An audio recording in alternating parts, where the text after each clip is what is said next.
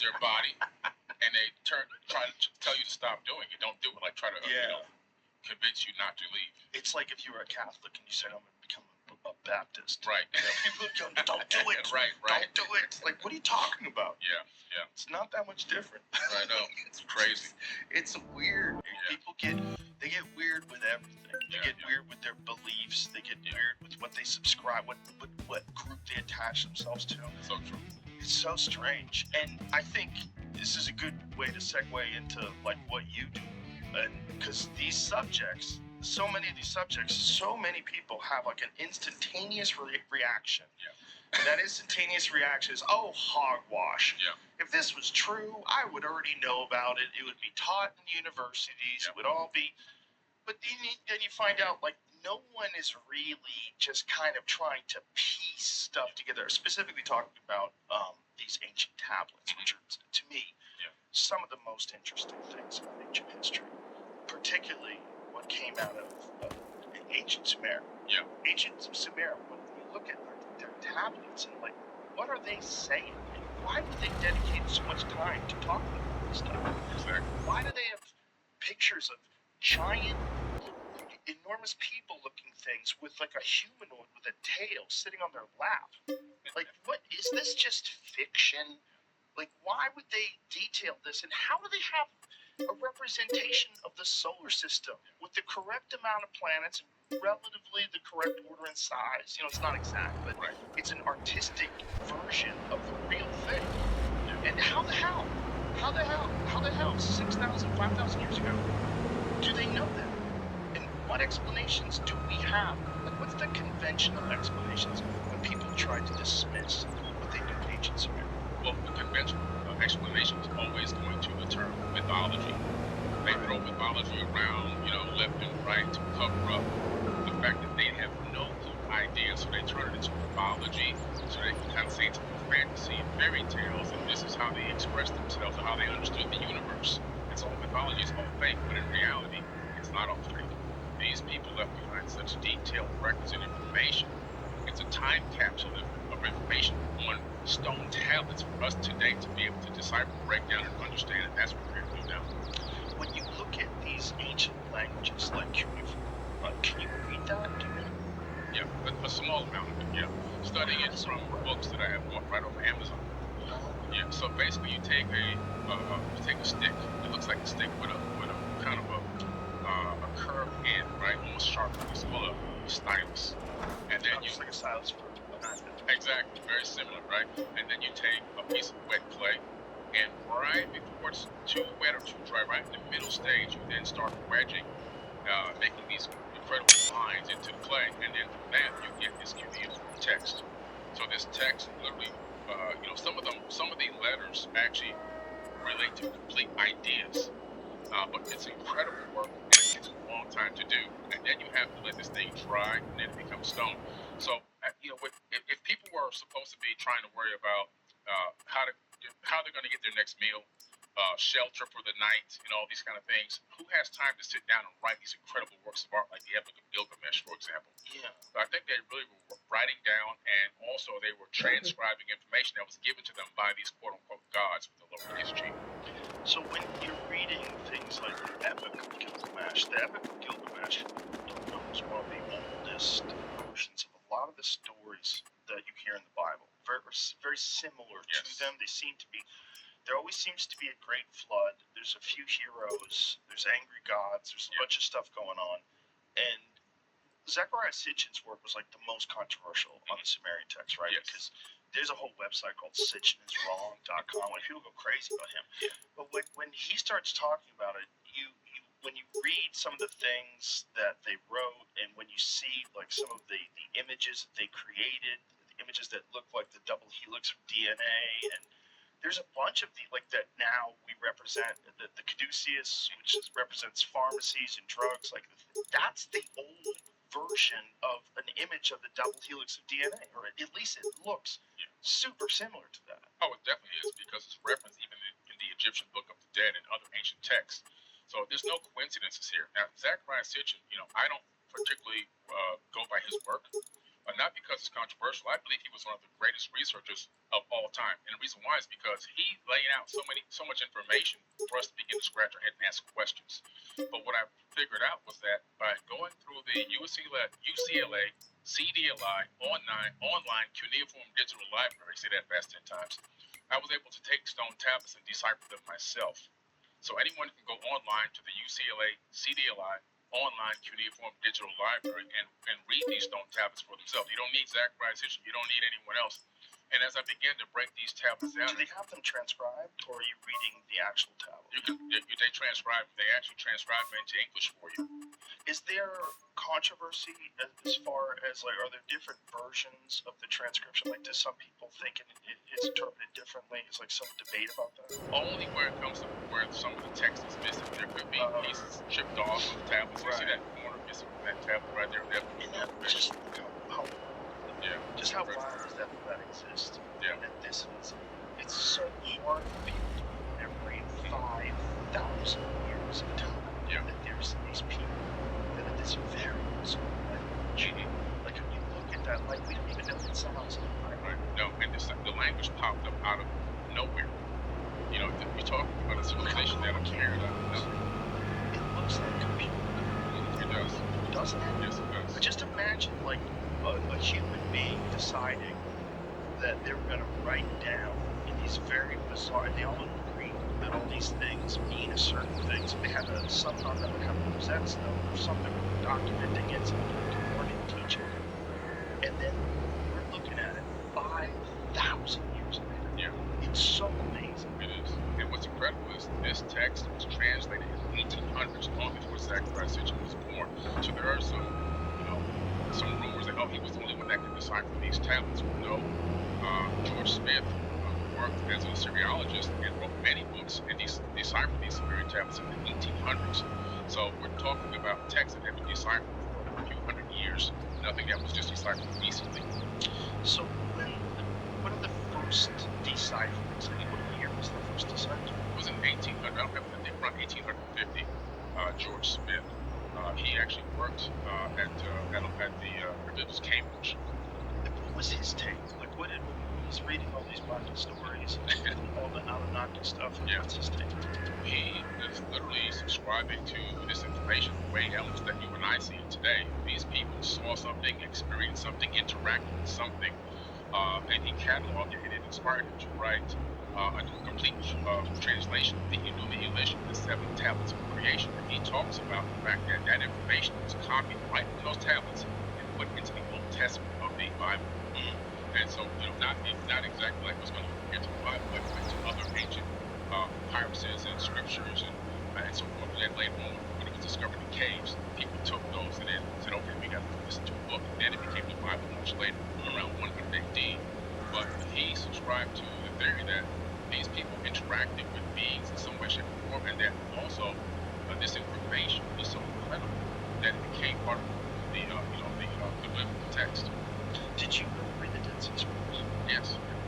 So the Dead Sea Scrolls was found. It was in cool. It was cool around, but I think again this was also I believe the late 1800s, early 1900s. That's what they found. So these things are written on the animal skins. This is a very version of those exact same stories, or some similar stories. There's a lot of weirdness in the Dead Sea Scrolls. I haven't read it, but is there any references to anything that's similar, like Anunnaki type characters, anything like that in the Dead Sea Scrolls? Everywhere in the Dead Sea Scrolls, the Enuma-Elish, the Patriarchs, of course, even in the Bible, they're known as the Anak, A-N-A-K. We were grasshoppers, and their eyesight is in the text. So no matter where you go, in any culture, you're going to discover that these beings, in some way, shape, or form, engage mankind, brought knowledge, teaching, building techniques, and just so much wisdom and information, esoteric wisdom, alchemy, all of these things came from these people. So the craziest version of this story is that they genetically engineered us out of lower primates and put us here and then established different types of civilizations and taught us how to build things, taught us all these different things, and enough time has passed and we've kind of grown. Enough time has passed. That's the wackiest version. Right. That's the bare bones. Yeah, the wackiest versions that they made us, which is, we've talked about this a couple times, but how bizarre it is that human beings have this incredible fascination for gold. We're fascinated with gold. This fascination with gold is really weird. Like, why back when it was basically useless? You couldn't make a knife out of it. You couldn't, like, it didn't make sense that this would be so valuable. Just because it's rare, you're barely alive. We're going, right? We're going back to Vermont, hunter and gatherer, our ancestors with spears and stone chips, and then after that, and it stays. It stays forever. Now, when you read Zechariah Sitchin's book, he talks about this in the 1970s. His description of it was that they needed to suspend gold particles in the atmosphere because their atmosphere was being destroyed. Then you move to somewhere around the 2000s when climate scientists start proposing this idea of suspending reflective particles in the atmosphere. Right. And then when you realize the unique properties of gold, how unusual it is in terms of a building material, you can coat things. The reason why things are coated in gold, gold plated rather, you can take a tiny piece of gold and cover it in enormous area. It's a strange metal, really weird. And but this whole story is it's very common out there, very rare, undeniable. Right. Yeah, that's the story. That one. I started looking into this gold thing myself, and here's what I came up with. So when you start analyzing the text, you discover that there was an encampment in a place called South Africa at Adam's Calendar. Okay. Now at Adam's Calendar, there's actually the very first gold mines discovered. They're dating back to about 200,000 years ago. And that's incredible because there's a building there that looks like a worn down structure. Now in the tablets, it talks about the fact that the Ijiji, working class Anunnaki beings, were cleaning out the Euphrates and Tigris River so they could create irrigation and create a bustling civilization. Also, they were doing the actual construction themselves. No people need, just them working. They were like the construction person, and Anu and Inkin and Lil, these leader gods, were like, the food and, our master architects and so forth, right, the boss. So these people were working. They weren't supposed to be enslaved. They were volunteers. They got tired of doing the work. According to them, about 250,000 years of labor on Earth, and also according to them on Mars. This is in the text. They call it the movie. And so they decided to go to war against Enki and Lil and Anu because their demands had not been met. So they went to meet them in the Epic of Atrahasis. They go to Adam's Calendar. They go to that same structure that was discovered where that gold mine is located. I was like, holy crap, there is some link here to gold. Specifically, exactly, I don't know, but I know if you're in an advanced civilization, you need gold.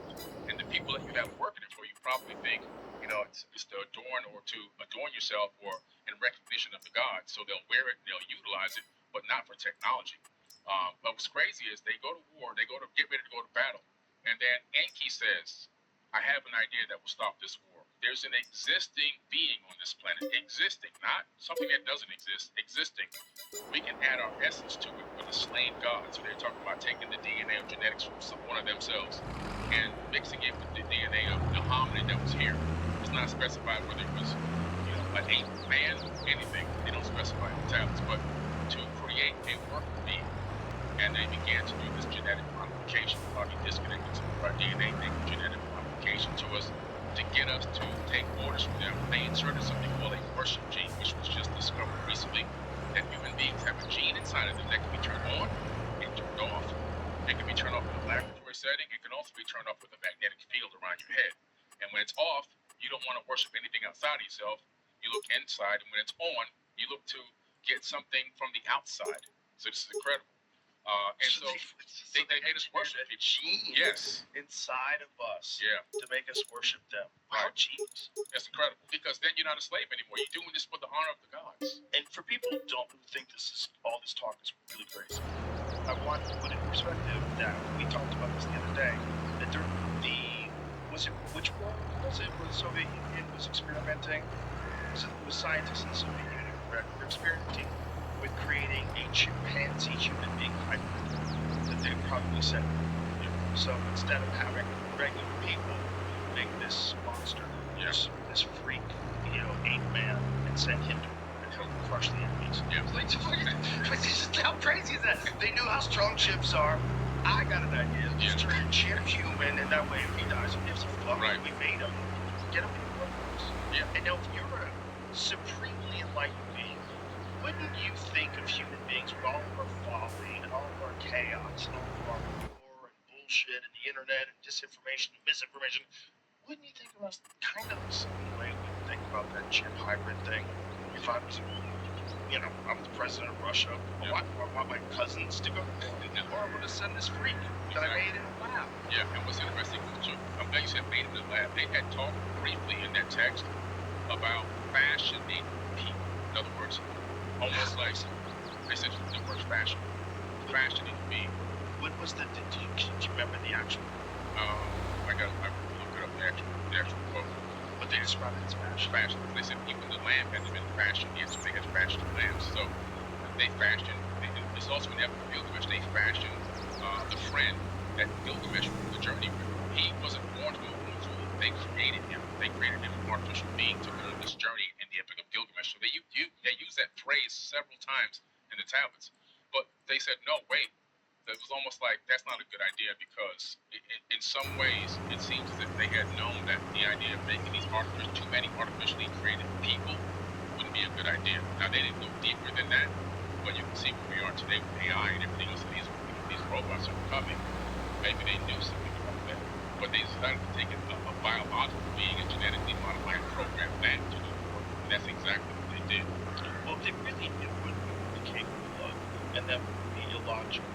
Population issue, and in many parts, it's not really that big of an issue here in urban cities, but in many parts of the world, the whole country is New York City, which is just fucking fuckers, and you got a one that's actually it's like it's not even bad, even China's not space, but when you're in those cities, they are massive, and they're filled with people, and that's probably what you imagine a higher being would do.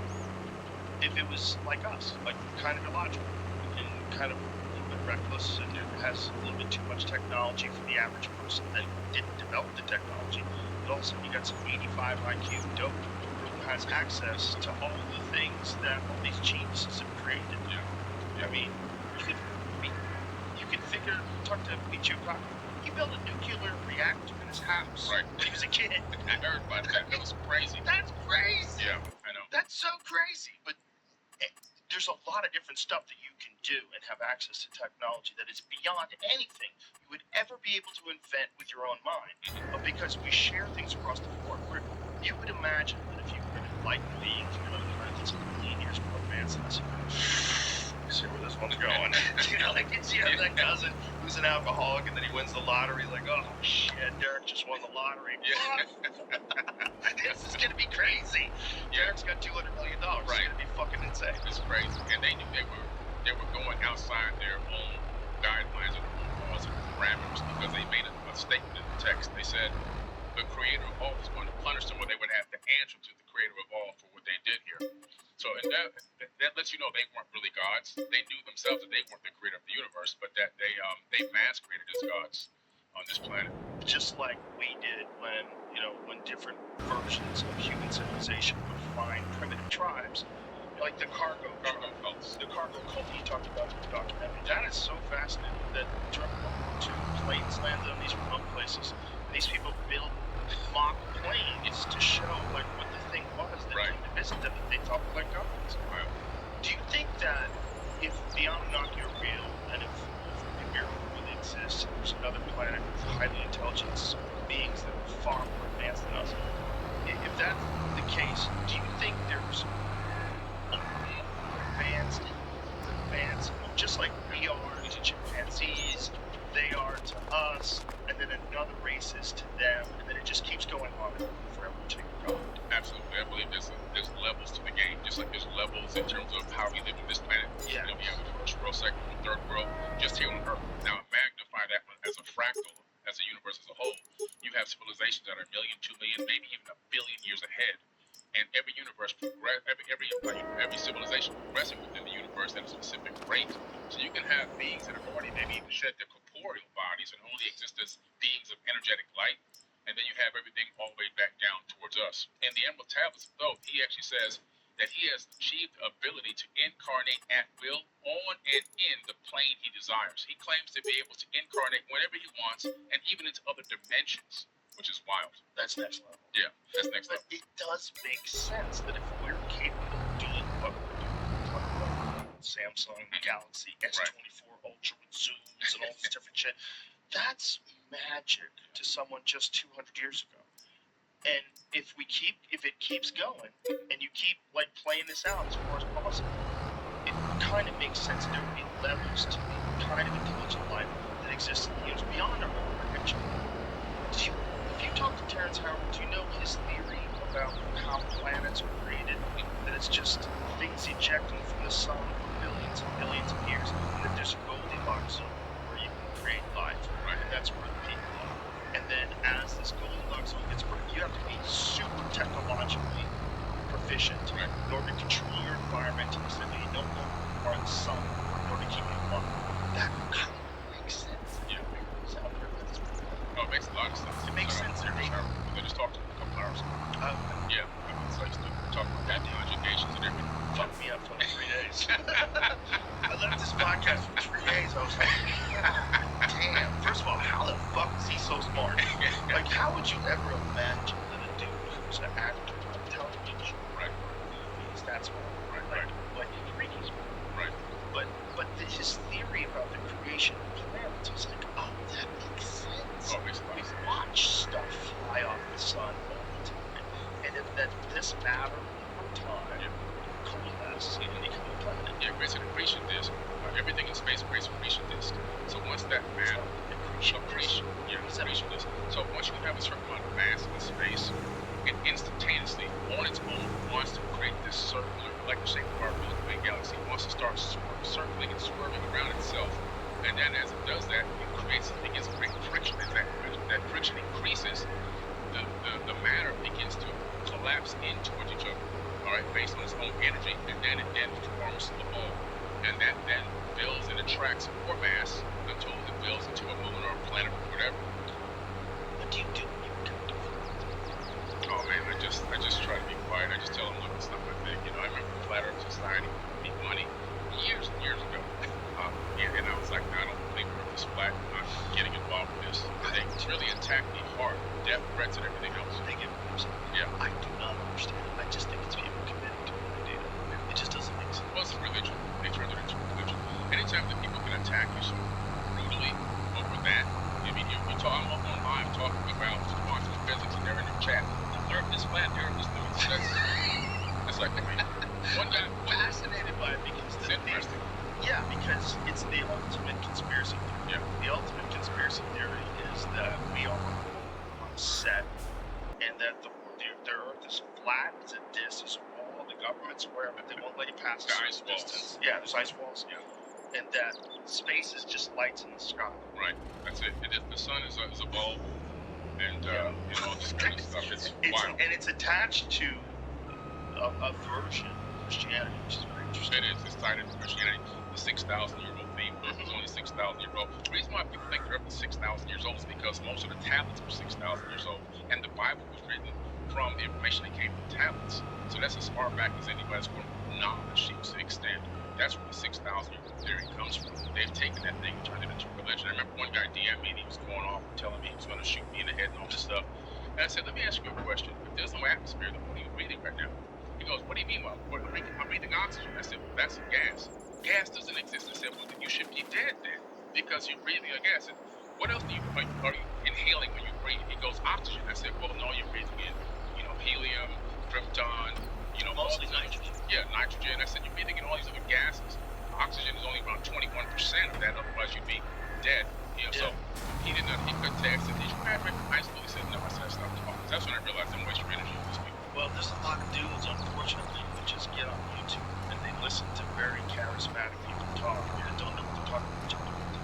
But they think you to do it. They pretend they know something is true that's not true. Yeah. And people get sucked into it. And I just don't understand why you think that Earth is the only one of all these things that we observe that's flat. It just doesn't make any sense.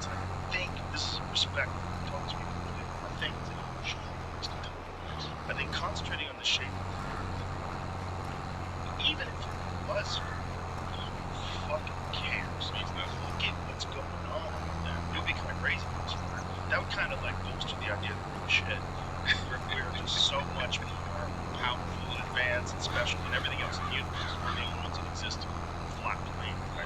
But the whole thing is just so insane. Just what we know about the physical universe itself, about atoms, just what we know about all matter that exists in our lives is insane. Yes, it's obviously they haven't tapped into the universe. Forget quantum. They standard physics. They don't comprehend it. And so because of that, you're lost. Satellites don't exist, obviously, to them. So I remember Hurricane Maria. Like, bro, you can watch them. I mean, it's crazy. Hurricane Maria comes and destroys the Caribbean. And unfortunately, I had loved ones that were involved. And I posted a picture of hurricanes that was crazy big hurricane supplies. And they were commenting and attacking. That's a fake image. It doesn't exist. I'm like, how much of that is bullshit? Like, how much of that is government entities from other governments where they jump into these subjects to make people seem really stupid? And when people say something really stupid, they have one of the things they like to do is put a flag, an American flag, in their and they're just saying the dumbest shit. And I don't know if this works. I think it's not. I think it's one of those things that's designed to muddy up any discourse about anything. Yes, it's I told people a long time ago this whole letter thing was a CIA psyop. I think it was drop it in there and see what CIA happens. psyop was 4chan, which is probably silly, and went so far into the explanations that a lot of dumb people without science degrees they went along with it. And it's just one of those things where it's just, man, what a giant waste of time. There's so much more we can know, like these ancient texts. People say, why you must be doing the ancient past? Well, because the past is frozen. If we don't understand what happened back then, we'll continue to repeat these cycles of time that we've been in for quite some time, eons. Yeah, I mean, it's just direct evidence that civilizations don't last. Yes. You know, that things go sideways, and there's natural disasters, that reshape landscapes. It's all there, and it's happening right now. Yeah. And if we're not aware of it, it'll happen to us. And then we'll be a footnote in history. It'll be one of those things. There's this amazing country called America. They got crazy. They created all this art and culture, and they did amazing things. They went fucking sideways. Yeah. They sold out the money. They got involved in the wars, and then the next thing you know, the world is operating essentially like communist China. Oh. But that's possible too, kids. All right, you gotta fight for this. Whatever this thing is that we have, this is like super fucking unique. But if you don't look at the past, if you're not fascinated by ancient structures, if you're not fascinated by what kind of technology and knowledge that they have 2,500 plus years ago, Right. How did they do it? Was that a power plant? I mean, I know you know that. Oh, yeah. That is a crazy theory that sounds completely wackadoodle. But then when you have it laid out to you, Done. I just had my podcast. I just had a great his depiction of the mechanisms that would be involved in turning this giant structure into some sort of power plant. You hear about it. Whoa. It makes a lot of sense. And him and I have very similar theories of how the power generation occurred. And I believe that the Nile used to run up close to the pyramids and the water would run underneath the pyramid, and that would create something called physiostatic electricity as it ran underneath that magnetized crystal granite. Those ions would pour up into the chamber above the grand gallery where there used to be resonating rods. When you can see the slots where the rods used to be, they're removed now, but the slots are still there. Then it would be pushed into the king's chamber where it would be amplified and some type of fusion would take place and forced up to the apex. And then the crystal granite obelisks around the region would capture that ambient wireless electricity. And then if you had something with a jet, which looks like a Tesla coil, you can capture that energy and you can transfer it to a device with gold electroplating, any other electrical tools you need, like some of the tools they had to have used to create some of these works of art. We can see the tool marks, we know they have the tools. But they had wireless electricity way back then. That's insane. If that's true, that's insane. Because you would think there would be some kind of physical evidence of the device, like something left over from some sort of, ancient chainsaw or something. They did a great job cleaning up. I mean, they poured sand in Giza to bury another couple hundred pyramids there at Giza. Do you think they poured sand? Do you think that's just natural erosion over time? Because when the pyramids existed, it was a very different place, right? Like if you go back before the pyramids, like 9,000 years ago, it was a lush rainforest, and then over time it became sand. And the same with the entire Sahara Desert, which is really crazy. We just talked about whether they find whale in the Sahara Desert. Yeah. I'm going to the Valley of the Whales in a few weeks in Egypt, actually, for the snow. It's incredible that there's whale bones out there also. So we're going out there to the Valley of the Whales. Whale? Yeah. Whoa. But so the point being that this place has changed radically, like absolutely radically over time. So who knows what's coming? Do you know why those things were covered up? Is it possible that it was just sand over time? Well, if you look at the tablets again, they talk about this war, right? And this war that occurred, there's a lot of wars, obviously, but this one particular war, it seems like the same one that damaged the area or the region of the Giza Plateau. Also, Mohenjo-Daro in the Indus Valley up there by Pakistan. And the reason why it's interesting is if you look at the war in the text and then go to those areas, it looks now almost like they begin to see, oh, wait a minute, it looks like for Mohenjo-Daro in this valley, the buildings turned to glass. The sand turned to glass, and the bodies are still laying in the street right now today, holding hands, never been scattered like animals. So, I mean, Mohenjo-Daro. And they're focused. Oh, yeah, look it up. Mohenjo-Daro in this valley, dead bodies still laying in the street thousands of years later. And guess what? They just laid it. They just covered them up. Nobody's covered them up. Yeah, when you put a Geiger counter over them, higher than background level radiation. Okay? Yeah. And if But on stones, higher than background level radiation? Some stones are, especially like diorite and crystal granite. But these bodies, these are just bones. They're higher than background. I can't just say this. Yeah. Mohenjo-Daro. M-O-H-E-N. There you go. Wow. Yeah. This is evidence of a nuclear war or nuclear Go type. back to the other picture. That's insane. Yeah. There's bodies that are sitting on the edge of steps next to their own buildings that they lived in. The building is turned to glass. That's 3,000 plus degree temperature weapons fire. So there's a bunch of people that seem to die all at once, just scattered around. Yeah. And what's the conventional explanation for it? They have no idea. They have zero idea. The only thing that was just a couple. Jamie, go to the other, just the Mohenjo-Daro mythical massacre. So that they think it's a massacre. Is there any extra bodies laying there? And that building, those stones are vitrified, which means 3,000 plus degree temperature. Oh, shit. What kind of, what could have caused that level of temperature? That energetic release? Well, it could have been a low atmosphere asteroid. It could have been. You mean just that's possible. Tunguska. Yeah, it could have been a little, but their bones would have been splattered apart, broken into pieces. Good call. Yeah, that's a good call. Yeah, because they don't seem to be broken apart. No, they're not broken apart. Right. That impact would shattered the bones and spread them out. Right, without impact, even if you just look at the one that burst in the atmosphere in Tunguska, just flattened trees. Flattened everything. I think it's insane, like a million acres or something crazy. Yeah, it's incredible. So how many bodies in the Tunguska explosion?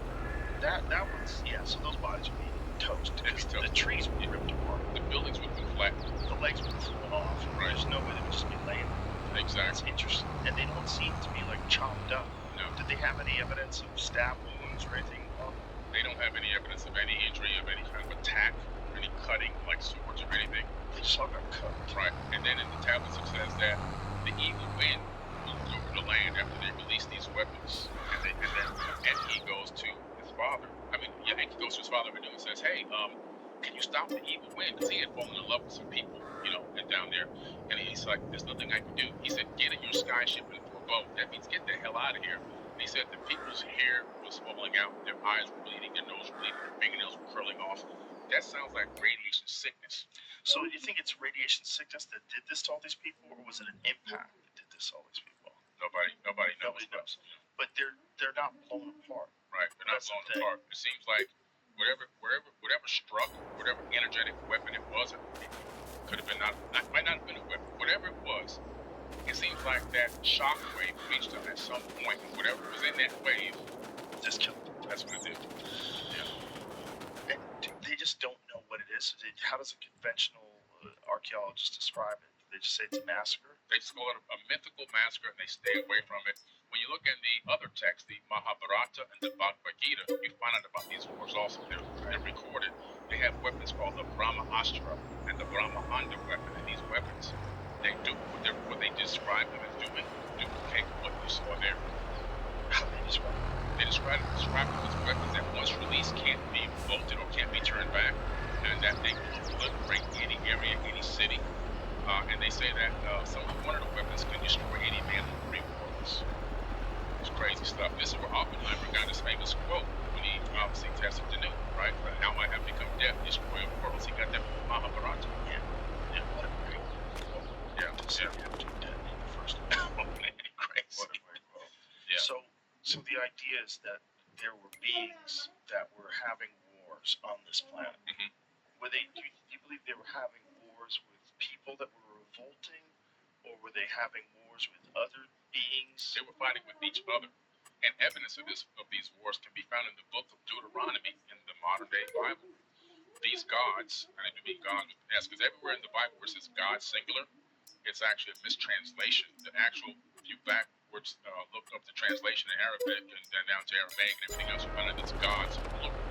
They were fighting each other for resources and people and control of the planet. And so that's why in the book of Deuteronomy, God tells people, go to this city, this is like a far city, they don't even know that these people exist. They go over there to kill. He says, kill the women, kill the children, and bring the spoil back to me. And you see these wars in the Mahabharata, the Bhagavad Gita, the Bible, the Sumerian tablets. And these wars are just nonstop, the Indian Vedas. And it's always about attacking another city. And he talked about Trojan horse methods to get behind the gates and then to, utilize that to attack and kill and bring back these spoils, which is pretty crazy stuff. It's like they were attacking each other.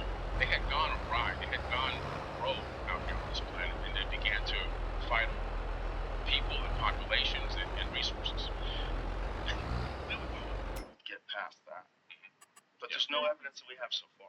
So, why would we think that as AI gets implemented, technology escalates, and all we're going to be able to do in the future in terms of visiting the planets and dipping out on the planets? Right. Like, there was a whole story today where China just landed a parcel on the moon. Mm-hmm. So they landed a probe over there. They did. This is, there was a China, America, or what? America claims a spot, China plants a flag there, they're like, hey, fuck you, that's ours. Now, this one happened. Especially if there's something on the moon they can mine that's very valuable. Oh, this stuff up there. I researched the Clementine mission years ago. NASA and the United States military sent a military, at that time, there was a top secret mission called Clementine. It was a low lunar orbiting satellite to go to the dark side of the moon. And when I saw the name Clementine, I knew right away this thing ain't coming back. And as I began to dig deeper into the declassified documents, of course, it never came back. Oh, my darling Clementine, you were lost and gone forever. Wow. And I was right. And sure enough, it hit something on the dark side of the moon, which is really just the backside. It's not really dark there, but it hit something, but it sent back about 20 gigs of data. These images are available to the general public. They've been declassified, and there are strange anomalies on those images. This is pre-Photoshop, pre-everything. Things that shouldn't be there that look like broken structures and junk and things that just seem to be laying around. So I think it was a reconnaissance mission to gather intel and data, which is probably why China's gone to that far side of the moon as well, because they're probably going to. It's a race to see who can capture ancient technology and then reverse engineer it and then weaponize it. Well, that's the most fun theory ever. The most fun theory ever is that there's bases on the moon, the dark side of the moon, that aliens have abandoned. JB, are there any photos? These anomalies? That's the most fun. I can provide you some links to sources too. Okay, there we go. But JB, so what do these structures look like to you? There's dome structures there. Dome? There's domes. As a matter of fact, one of the astronauts, Neil Armstrong, if you get the declassified from the Freedom of Information Act documents that are the black box audio and the black box redacted text statement from NASA, which is available to the general public, Neil says, look at those convex structures down there. I bet the people in there never get out. And he's talking about dome structures on the moon. And this is an exact statement that was made that's in the black box audio, which I can provide you to link to that as well. Okay, so structures. Do you see any of these that you think Either there were anomalies on the backside. We have utilize a lot of these in our Facebook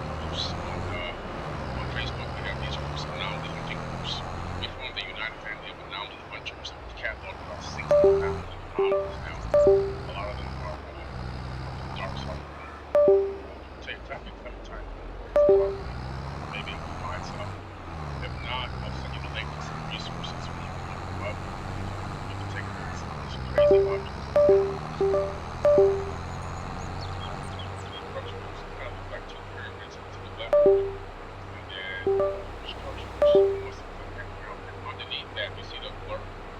That looks like obfuscation directly. When you go back to the top right, yeah, top right B. Okay, you see that where his hand is up to the left, down.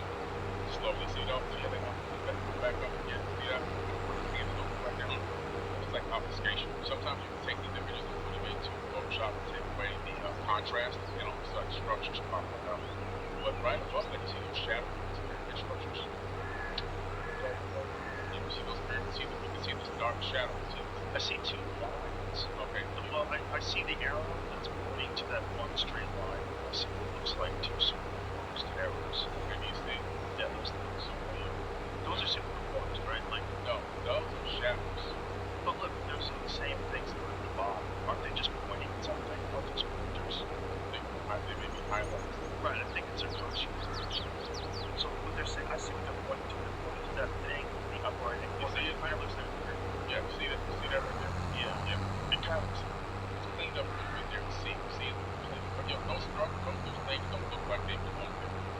well, it's hard to tell. It's hard to tell. Now, we have really that picture right there is very famous. That's a very old image. There should be a link to that. There's a lot of that back it's been around for years and years and years.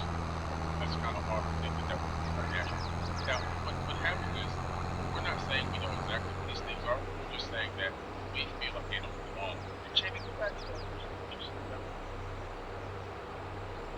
That one, yeah, you get that. That was good. That was very strange. Just the way it points to the top and it has a flat side.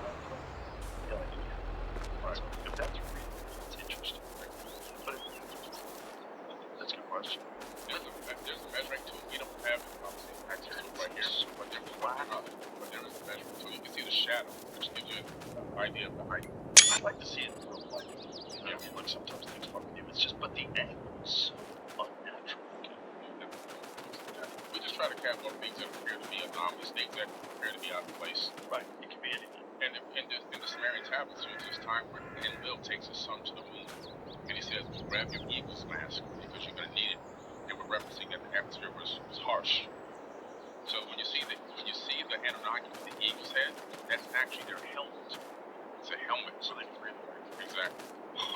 They talked about it twice. Once to go to the moon, and the second time to go to Mars. Yeah, and there's been other depictions of ancient gods and people wearing some kind of masks. Right. Yeah, exactly. I mean, one of the cool ones is the bubble space head looking guys in the cave. Yes. And what did you guys see? Right. What did you guys see? It was more like hunting gazelles, trying to stay alive, trying to make a fire, and then you decided to draw a cat. Right. What is that? And we know they can draw. They can show you what a gazelle is. They can show you what a cat is. They can show you what a person looks like. Yes. But then they draw that, and you have to think, well, why? Right. Why is that the only thing that's fake? Right. Exactly. It looks like erased. And it looks like a dude in a suit. Yeah. With a helmet on. Like, right. Here's the question. How many different things are visiting us? Like, and from how many different places? Oh, a lot. If we can't just think everything's going to look exactly the same. Because it's silly. That's thinking that all of our animals should look exactly the same. Correct. I think we have 3 different levels of visitation going on simultaneously. One is corporeal beings in a physical body, most likely anatomically similar to us, bilateral bipedal organism with 2 racing eyes, maybe 2 sets of what we eventually become. It's possible that maybe we already are doing just Earth could be an abandoned sea colony.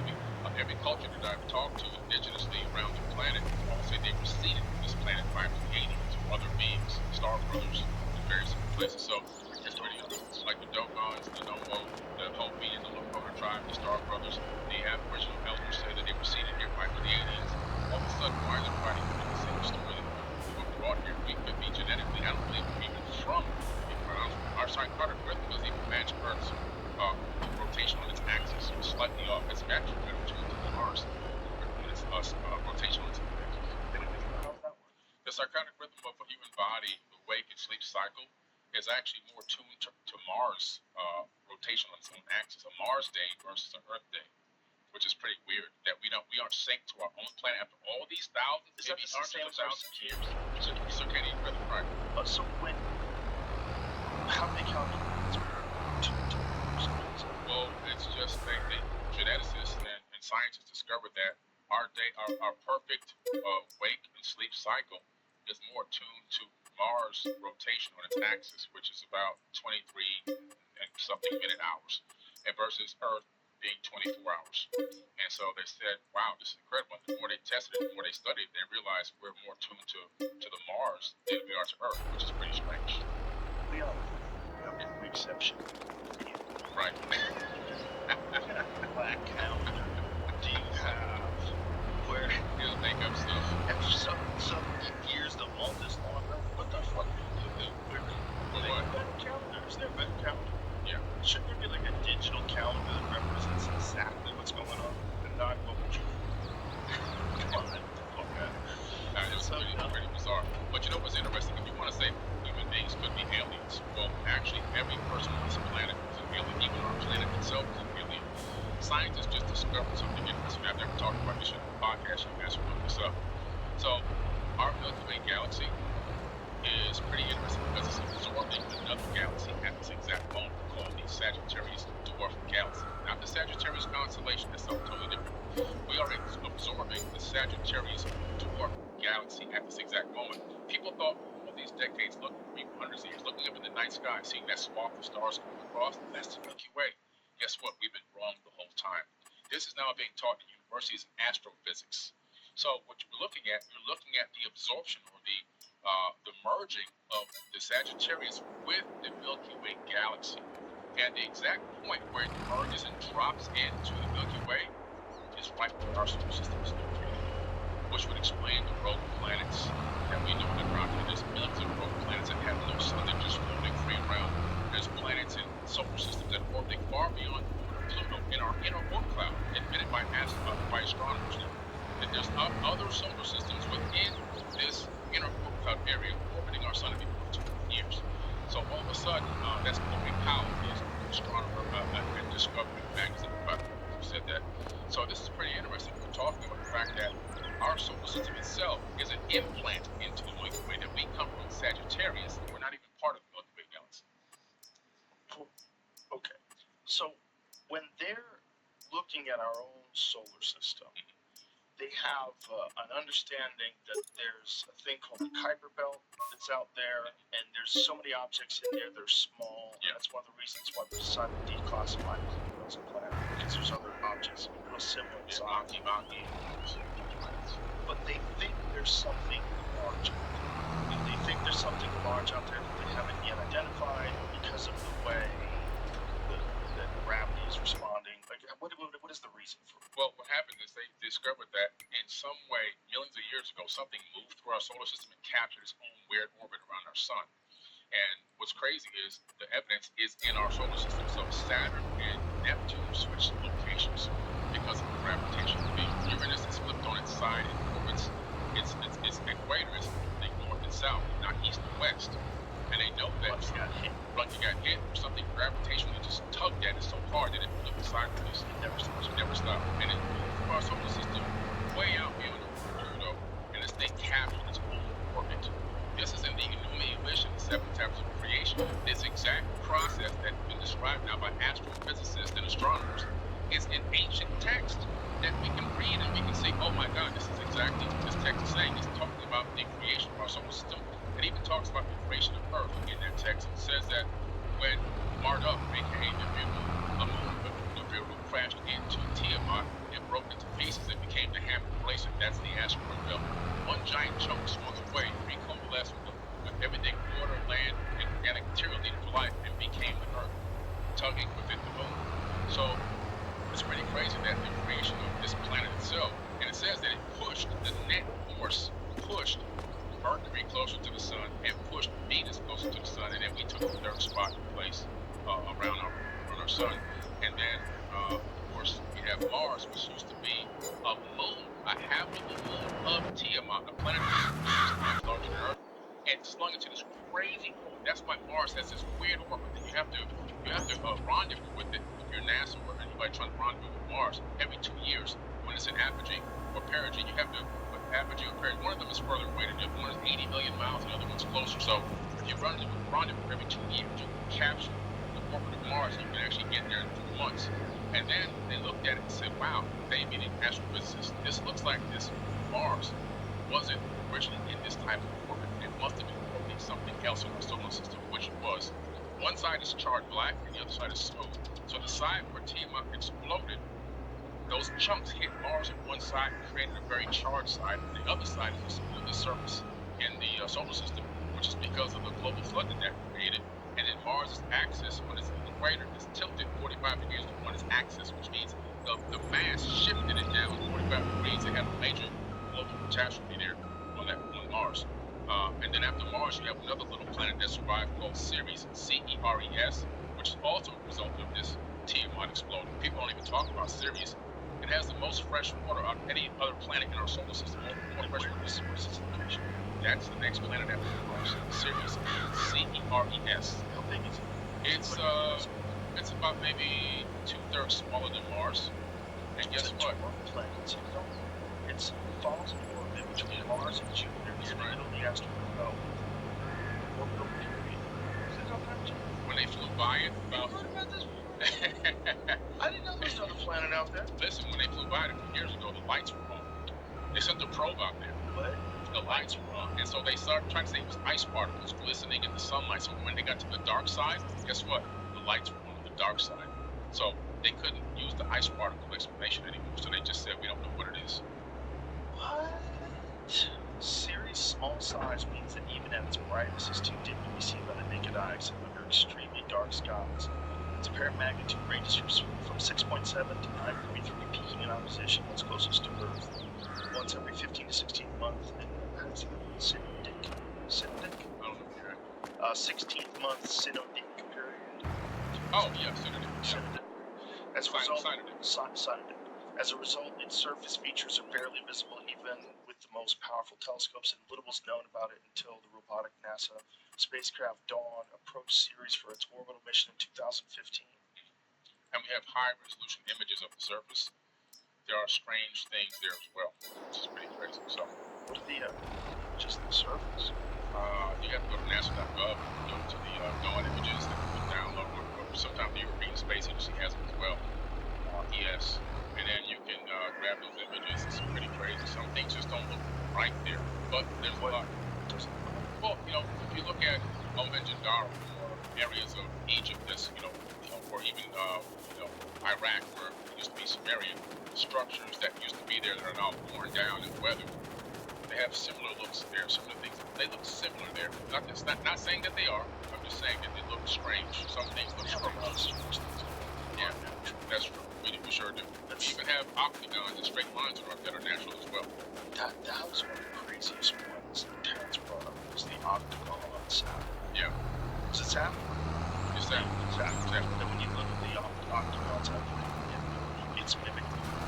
They created by using the whole idea that he really blew my mind with was the Goldilocks zone idea. That planets reach a certain distance from the sun, and that's when life starts happening. And this is a normal force that happens everywhere in the universe. And as time goes on, that planet's going to get further and further from the sun, and then it's going to lose its ability to do that, and then a new planet will move into the Goldilocks zone. And that is also going to become like us. And then, so if you are following this idea, if this idea makes sense, it means that this is just this sort of natural process that these intelligent creatures go through, and even though like AI, looking at technology, like, oh my God, we can't be people anymore. Well, guess what? We can't be people, right? Because we're not going to make it. Right. We don't. Yeah. There's a time. It seems like you're only going to live 100 years, so it's no big deal. But humans, if we keep going, like a few billion years, we're going to have a real problem. Yeah. A billion years from now, we're not going to be around anymore. Yeah. And then there's going to come a time when the sun doesn't exist. Exactly. So if you get so intelligent, you can escape the boundaries of the physical. And you can move throughout the cosmos wherever you want. Then you escape. Right. You escape this fear. But it's almost like there's an intelligence test. An intelligence test that life goes through. like, we're gonna give you all the tools, just like you're in the womb of Mother Earth.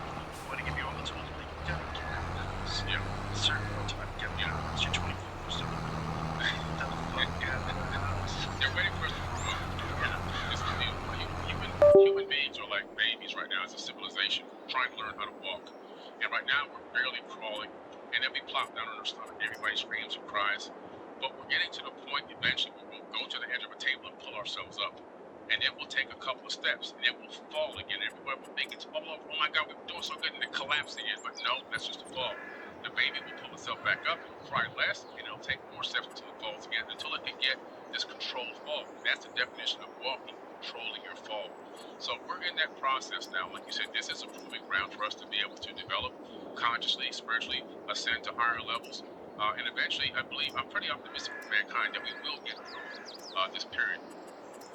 Well, that's a beautiful thing to hear. I love when people are optimistic, because I'm always like, I tend to be optimistic. Well, it proves what these ancient beings were doing. They were creating breakaway civilizations throughout the entire reality because of what you just said. The fact that, planets will be habitable forever. Even Earth, let's say Earth never will stay right where it's at in Goldilocks zone. We're going to lose our control over the weather because the moon is moving away at a few centimeters every single year. And as the moon backs off of Earth, our weather patterns are going to get more hectic and chaotic, and the water is going to be uncontrollable to the point where life will be able to exist. Not our kind of life will be able to exist on this planet. So just losing the moon alone in a few million years is going to destroy us. So we have to create breakaway civilizations. We have to get out of here, which is what other advanced civilizations in these ancient texts have done. William, it makes sense if Terrence is correct about this idea of moons. It only makes sense. And if there are other planets somewhere in another galaxy or ours that have the same exact sort of features, water, same temperature, same mixture of amino acids and whatever the hell else here that makes life, and then it happens there too. It just makes sense that some places are going to be more stable, so they're going to have less natural disasters, so like people live faster and longer, they'll exist longer. But then, there's the argument that the natural disasters are actually good, because the natural disasters knock us back down. If we're about to destroy everything, it knocks us back down to some much more primitive version of ourselves, and then we have to rebuild society again over thousands of years, which to the universe is like That's a blink of an eye. You're right. That's exactly what happened to the Emerald Tablets. 36,000 years ago, those arrives in this place called the land of Chem, ancient Kemet, which was known as Egypt. His father sent them on a mission to rebuild civilization back up to a high level, meaning that it already was at a high level prior to this flood situation. And he says he gets into the great ship of the master and he takes off into the sky until the earth disappears.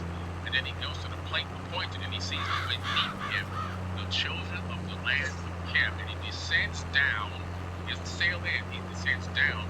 When the ship lands, he opens his doors and he comes out with his robes. And he says the barbarians came at him to attack him with bludgeons and spears. And he says, I raised my staff and sent out a ray of vibrations, stopping him still to fragments of stone of the mountain. So he had a stun gun. He had a weapon that was not lethal, non-lethal weapon that can freeze your tracks. And we have something just like that now in the military called active denial system. They can send a beam in a crowd coming to attack and make them stop still right in their tracks. They can make you feel like you're on fire, make you feel like you want to vomit. They can put voices in your head. They can make you be in extreme pain. It's called the active denial system. So he's talking about technology back then that we have right now. Dude, let me look up that. Because you think that's what that Havana syndrome thing is? It's possible, man. This thing, if you put it above, like in the sky, and aim it at an area and the beam spreads a little bit, you can create mass illness, mass sickness, mass hysteria. You can have everyone running around thinking that they've got somebody talking to them and commanding them to do certain things. It's out of control. This weapon can be fully weaponized in a lethal way, in a way that can make people become psychotic. You can make somebody think they're burning it on fire. Active denial system demo. Do we listen to this guys? It can deter individuals in military perimeter all the way up to create riots around thousands of people.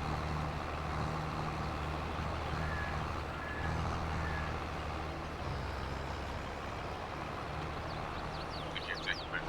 Whoa.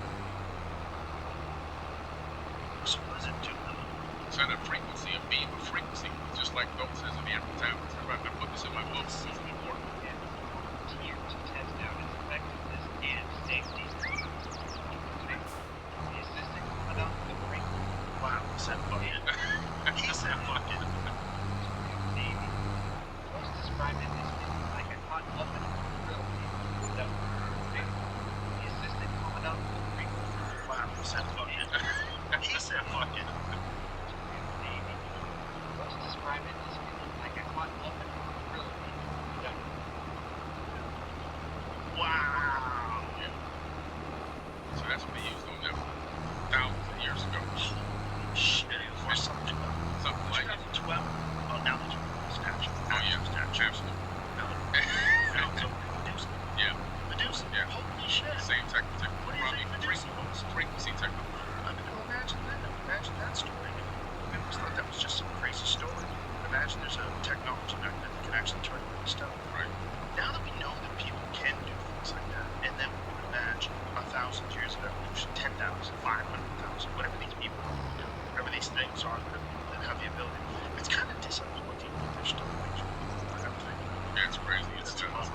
That's a real archaic mindset. We have to find a way to rise above. This is why we need to understand exactly what happened and how do we overcome what's been embedded into our epigenetic memories, because we're suffering from epigenetic mental hysteria, which is psychosis. This war psychosis. We've been programmed as human beings to have consumption and fighting and competition over collaboration.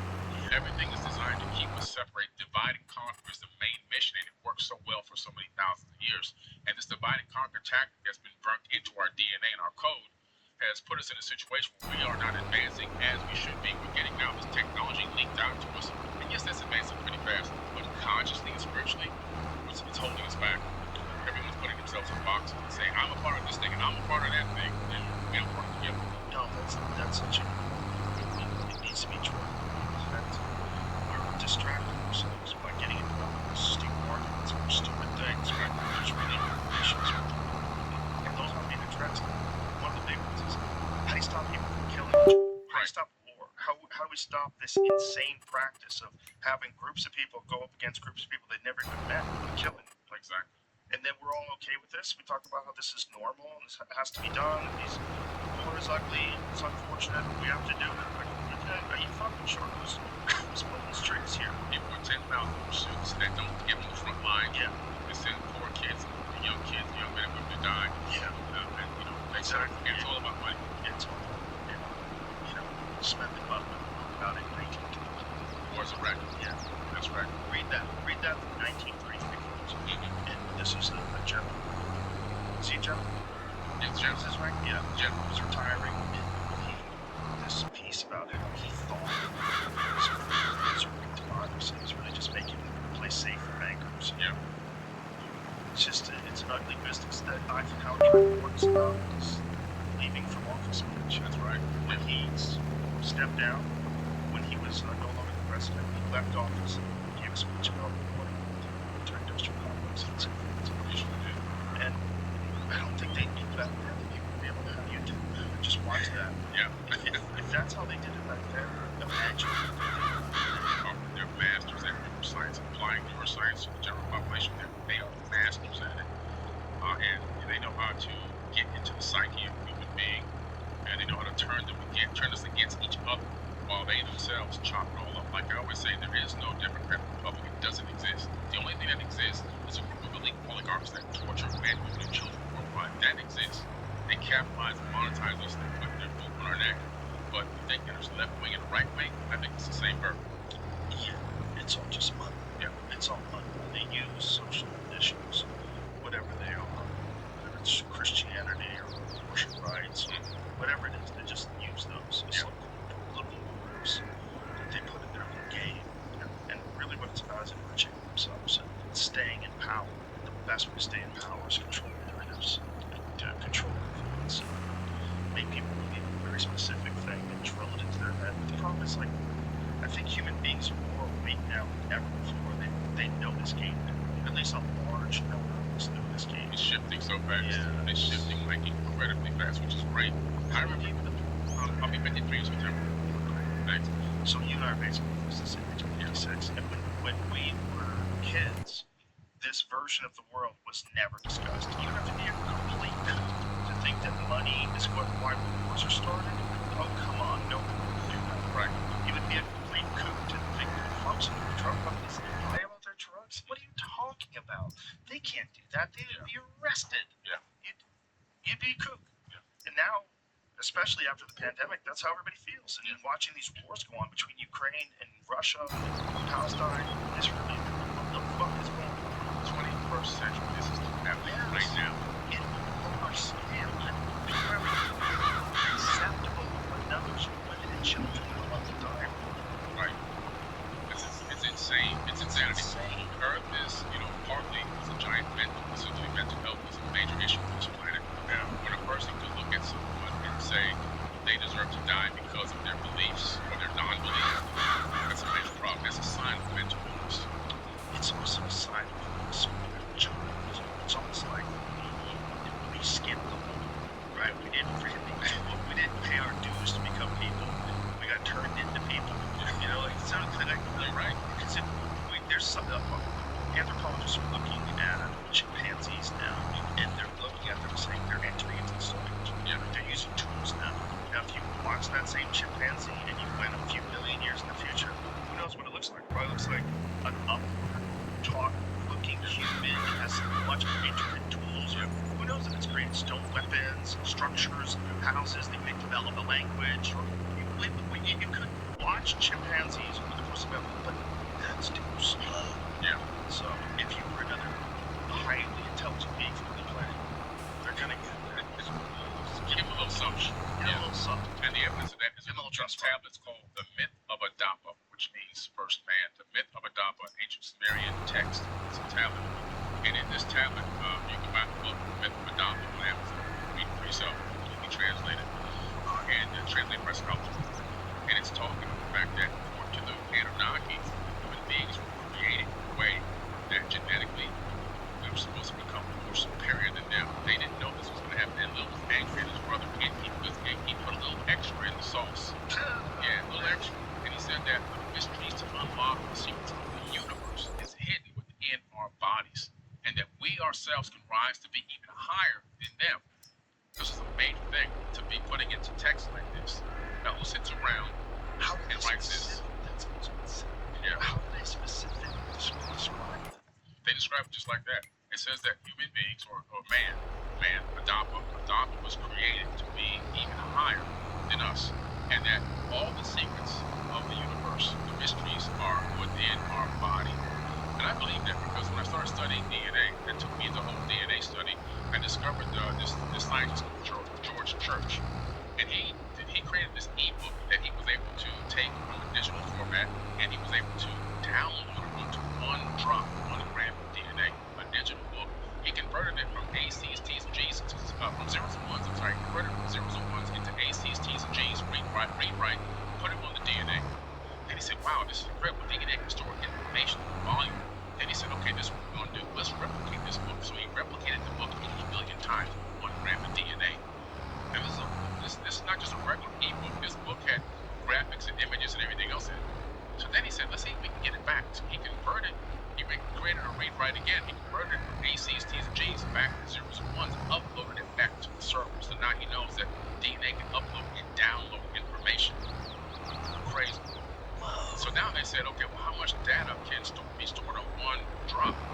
Over 433 petabytes of data. A petabyte is 1,000 terabytes. What an unfortunate name. I know, right? I know, it's a crazy name. I was like, why y'all name it this? Petabyte. But anyway, yeah, so they said, now they discovered recently on holmium atoms, scientists have now written information, data onto an individual holmium atom. And then they discovered that we can store information they can rewrite directly onto the surface of the actual atom. Now, think about that for a second. So they're saying that a human body can store 13.5 billion years roughly of data, which is roughly around the time they believe the universe probably exists. So that Myth of Adapa text could be accurate. The secrets of the universe is probably encoded into our bodies. We're just recycled atoms. Right, and then as we evolve technologically, access that information. Exactly. That's exactly what it is. The longer we go, the more we're able to tap into this information, tap into who we truly are. We begin to walk in our power, look inside, go to inner space, not outer space. We'll begin to tap into this. And they discovered now that junk DNA is no longer junk. They're taking the term junk off of it, that it really has function. It always had function. It was never junk. That's just a word to keep us programmed into thinking that we are junk. Well, I think it was a way for them to explain something that they couldn't explain. Right. But when you use the word junk, if you understand affirmations, you know, I would never call myself junk. So that's a weird way to do it. But now they're finding out that's again, the Madonna, it's saying we're going to tap into this. So I believe that all of our innate abilities that we used to have are going to start to come back over time, like accessing Earth's magnetic field with the magnetite crystals in our brains. We all have millions of magnetite crystals in our brains. They put a guy into a laboratory, and they put a giant bar magnet around the room. And they put an EEG cap on it and a scanner, and they saw that they were orienting themselves to the magnetic field. So we still have the ability to navigate magnetic fields. We just don't even know. We're unaware of it. Yeah.